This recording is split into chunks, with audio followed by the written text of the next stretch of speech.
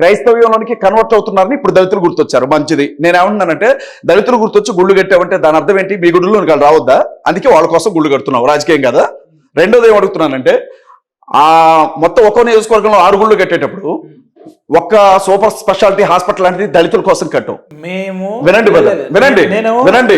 ఉప ఎన్నికల్లో ఎమ్మెల్యే అభ్యర్థిగా నిలబడతా అని వారు చెప్తున్నారు, నిలబెట్టిస్తా అని మీరు చెప్తున్నారు. కాబట్టి అసలు రాజకీయం అది తెలంగాణ, రాహుల్ గాంధీ అట్లా, ఇందిరాగాంధీ అట్లా, జూబ్లీ హిల్స్ పాకిస్తాన్ లో లేదు, జూబ్లీ హిల్స్ తాలిబాన్లు పరిపాలించే ఆఫ్ఘనిస్తాన్ లో లేదు.